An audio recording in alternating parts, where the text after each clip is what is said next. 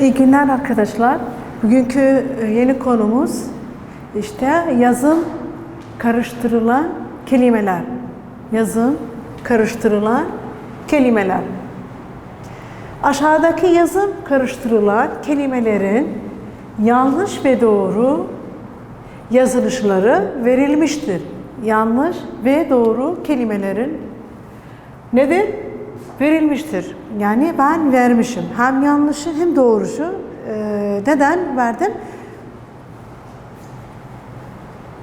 Göz önünde bunu beraber yapıyoruz. Yanlışları doğruya çeviriyoruz. Mesela yanlış kelimeler şu yanda, doğru kelimeler de bu taraftan yazdık. Bakın burada arkadaşlar, Perşembe bazı arkadaşlarımız ne diyor? Der ki bir gün soruyorum, atıyorum bir gün soruyorum, bugün ne günü? Perşembe der hocam. Perşembe. Bakın ağzın içinde çıkıyor ama sen dikkat etmiyorsun. Bakın perşembe der. Ama yanlış. Neden? Bakın perşembedir. Günümüz nedir bir gün? Perşembe günümüz hocam. Herkes burada tamam. Hocam herkes olmaz. Neden olmaz? Herkes bir harfi değiştirdi. Gördünüz mü? Bir harfi değiştirdi. Burada S'yi neyi dönüştürdü? Z'ye. Bazı öğrenciler bilmediği için işte herkesi herkes der, zannediyor ya da diyelim.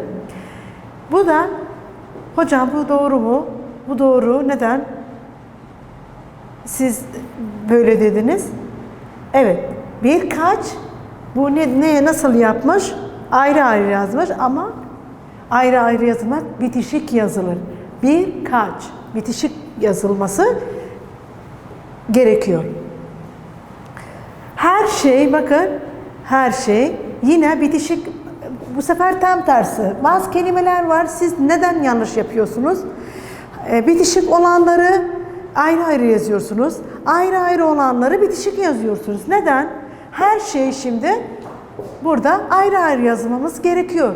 Çocuklar burada olmaz arkadaşlar. Her şey bitişik yazılmaz. Asla olmaz. Makine bakın makine neden hocam makineye dönüştü? Çünkü yabancı bir kelime olduğu için makine yazdık. Hocam hepsi kalın ince oldukça işte neden hocam bunu yaptın? Çünkü yabancı bir kelimedir, Arapça bir kelimedir.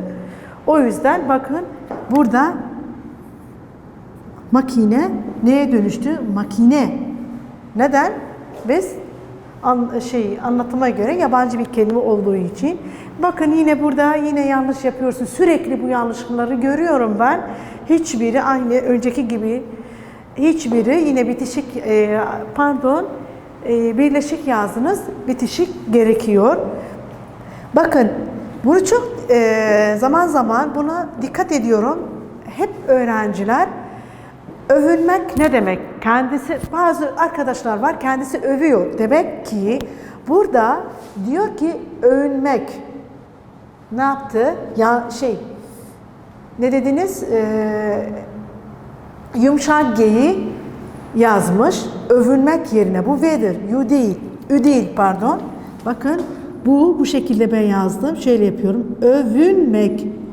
Burada asla olmaz. Kelimeyi değiştiriyorsunuz.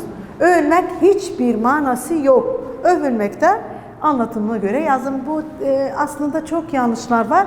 Ama en önemli yanlışları ben size yazdırdım.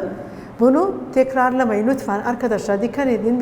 Dediğim gibi birleşik kelimeleri bitişik yazıyorsunuz. Bitişik kelimeleri tam tersine böyle yapıyorsunuz. İkinci bu konumuz bu önemli bir konu olduğu için bunu ben tahtada yazdım ya da dersini önemli aldım. Neden? Yazımlarda, mektuplarda, mesela sınavlarda diyelim, hikayelerde yazıyorsunuz, makaleler yazıyorsunuz. Buna çok dikkat etmeniz gerekiyor. O yüzden bunu hatırladım yine size. Tamam, bunu anladığınıza göre başka bir konuya geçelim. Konumuz neydi? Sayıların yazımı. En önemli konumuz sayıların nesi? Yazımı. Neden? Yazıma ben önem veriyorum. Yazıma çok önem veriyorum. O yüzden işte size anlatıyorum. Dikkat ediyorum. Her zaman. Eğer benimle olmazsınız bu sefer hiç anlamazsınız. Neden? Bir, aslında birkaç noktaları var. Teker teker, tek tek yazıyorum bunları size. Siz de benimle olun.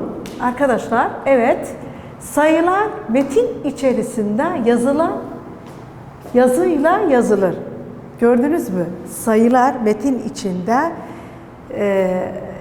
yazıyla yazılır. Bazı arkadaşlar, ben mesela bir hikaye okudum ve siz yazıyorsunuz, onu ezberce yazıyorsunuz. Bakıyorum bazı sayılarını siz sayıyla yazıyorsunuz. Mesela bir diyorum, siz hemen bir sayıyla yazıyorsunuz. Böyle bakın, şöyle diyelim, yazıyorsunuz. Ama bunu niye yazdım, size dikkat ettim. Çünkü metinin içerisinde yazılar yazıyla yazması gerekiyor. Olmaz sayıyla. Örnek, bakın, o ne müthiş günde öyle. O ne? Ben sonra size o konuyu da anlatıyorum. Önlem ne zaman koyulur? Soru işareti, noktalama işareti, işte virgüller, 2 nokta üst üste, onları da anlatıyorum. Ama sadece burada en önemli şudur, sayıları yazıyla yazmanızı gerekiyor. Evet. O ne müthiş günde öyle. Öyle bir gün ki tarihini altın sayfalar arasında en kıymetli yerlerden birini, bakın ben nasıl yazdım? Yazıyla mı yazdım, sayıyla mı yazdım? Yazıyla yazdım. Gördünüz mü? Böyle mi yazdım ben? Hayır hocam. Nasıl gerekiyor? Yazıyla gerekiyor. Birini almaya layıktır. 51 kişilik ordu, nasıl yazdım yine? Dikkat edin, 50.000 sayıyla yazmadım, yazıyla yazıyorum. Kendilerinden 4 kat fazla, 4 kat, bakın 4 kat, öyle yazmadım. 4 kat fazla olan diğer orduyu bize getirmişti. Anlamayan var mı arkadaşlar? Yok demek. Tamam. İkinciye geçelim. Sadece burada en önemli noktamız, onu ben size söyledim. Önlem işaretleri, nokta işaretleri, virgül işaretleri, bunu daha sonra size detaylı bir şekilde anlatıyorum.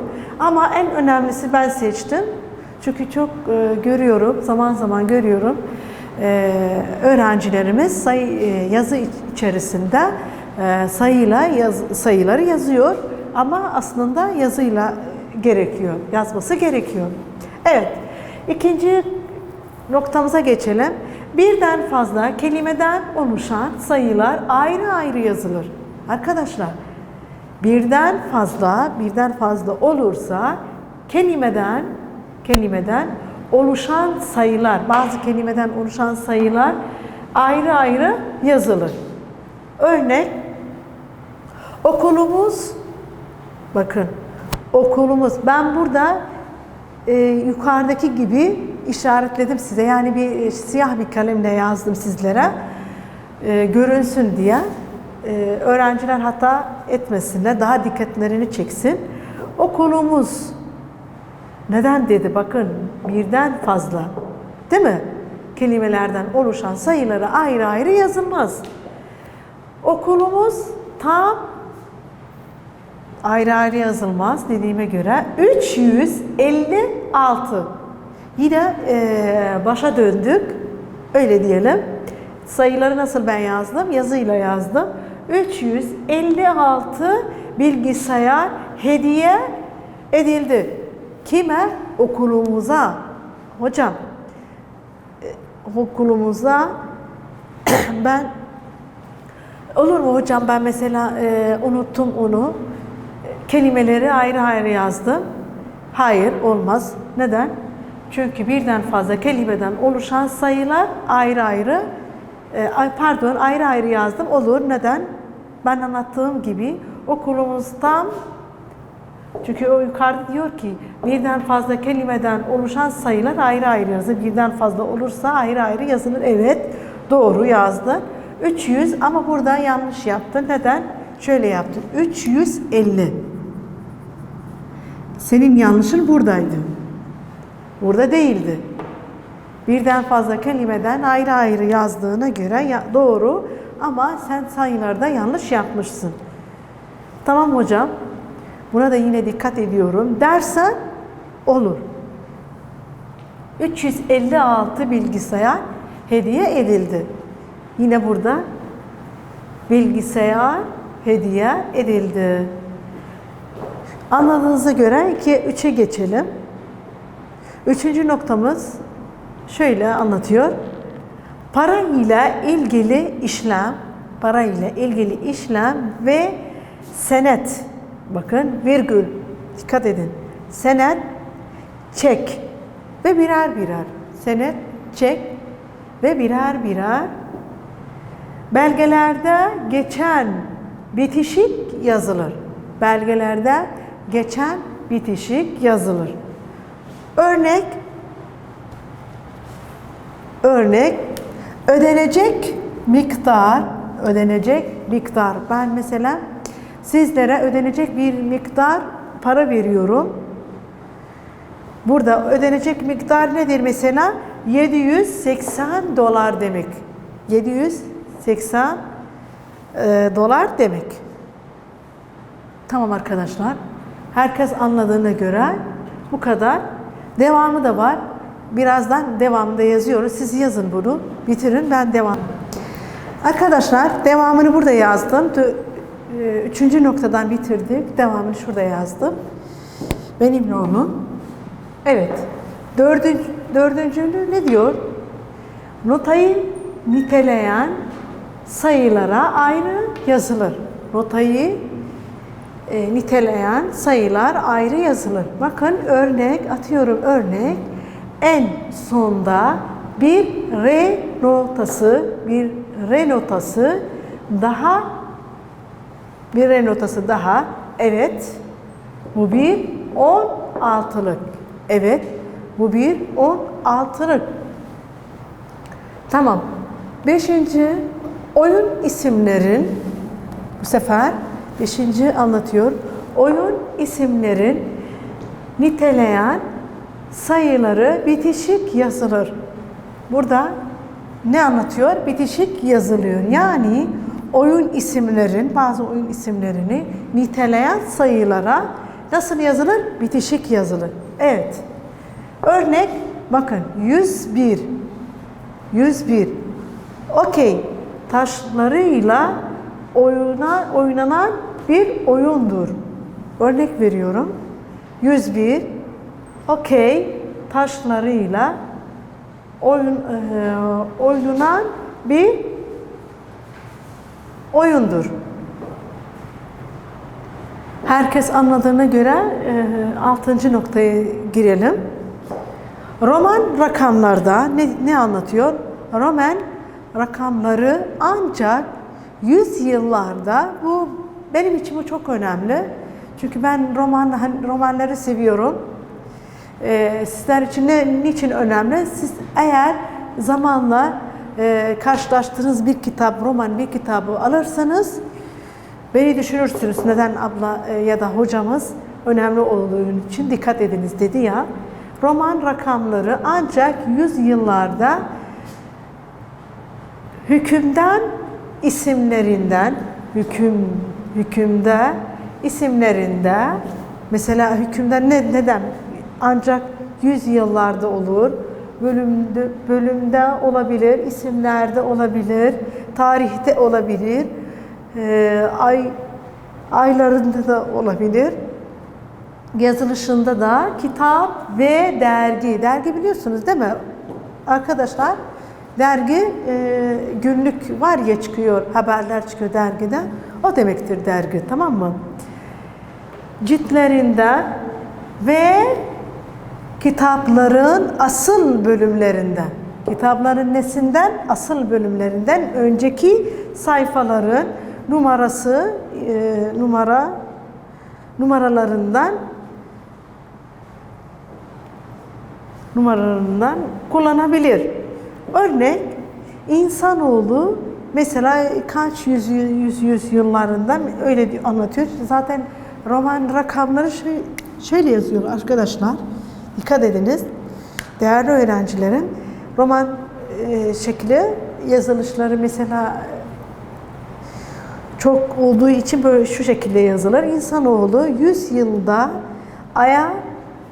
ayak basmıştır. 100.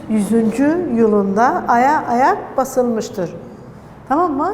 Bu romanda karşılaştığınızda bunu hatırlıyorsunuz. Neden önemli dediğimde iyi anlarsınız. Evet, yani roman rakamları ancak 100 yıllarda olabilir.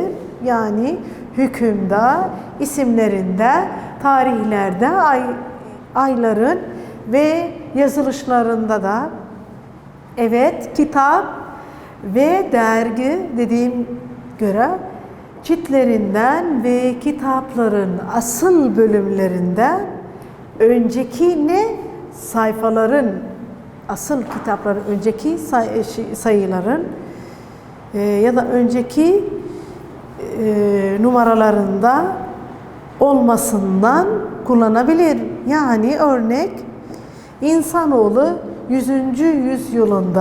yüzyılında ayak basılmıştır. Ayak basılmıştır o tarihte.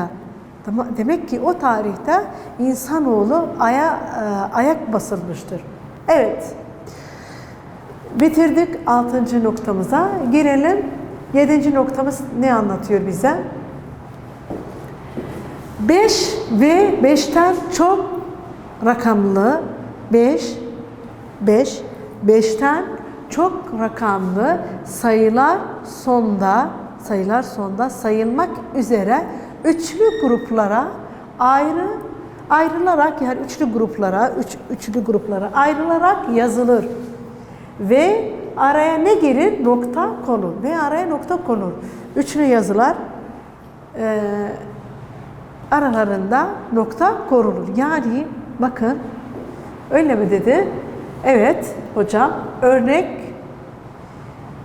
şu sayıda bakın bu sayısı 6'ya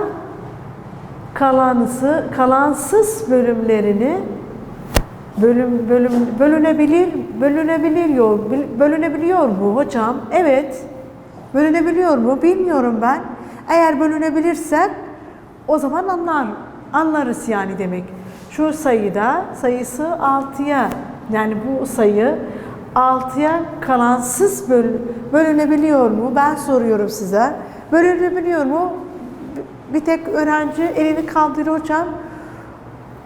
Bence olur.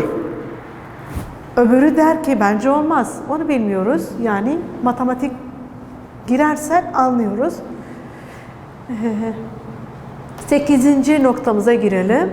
Sayılarda hislere virgül ile ayrılır. Hisler ne demektir? Arkadaşlar hisler mesela sevgi anlamında ya da ne bileyim işte hikayelerde olabilir yazıyorsun ya da kendi hissini yazıyorsun gündem olarak karşı bir şey yazıyorsun hissediyorsun ondan ne diyor ki sayılarda hisler virgül ile ayrılır. Evet. Örnek gölgelerimizdeki su sevgisi. Bakın biraz önce anlattım size hisler ile ayrılır. Sevgisi 35,4 oranda azalmış. Nokta. Neden? Biz daha önce dedik ya da virgülle ayrılır. Bu ne demektir? 34 ordunda azalmış sayılarda. Bakın 35 olsa 43 olsa önemli olan sayılarda ne ayrılır? Virgül. Virgül ile ayrılır. 9. sıraya gelelim. 9. ne anlatıyor? En sonumuz, 9. noktamıza girelim. Sıra sayılara yazıyla ve rakamla gösterilebilir. Bakın, sıra sayıları yazıyla ve rakamla gösterebilir. Evet, çünkü en sonunda nokta. Rakamla gösterilmesi durumunda, ya rakamdan sonra bir nokta konur. Ben mesela bir yazı yazıyorum. Tamam, nokta. Nefes alıyorum biraz. Azıcık 2 saniye nefes alıyorum. Ya da yani bu neden sonra gösterilmesi durumunda ya rakamdan sonra bir nokta konur ya da rakamdan sonra bir kesme işareti konularak evet dereceye gösteren ek yazılır. Tamam? Bir kesme işareti ek olarak yazılır. Mesela ben Gönül'ü çağırır mısın? Kesme işareti nerede verdim? Mesela ben atıyorum normal bir cümle versem. Mesela Gönül'ü çağırır mısın? Lütfen Gönül'ü çağırır mısın? Yani böyle kesme işareti veriyoruz ara sırada. Evet.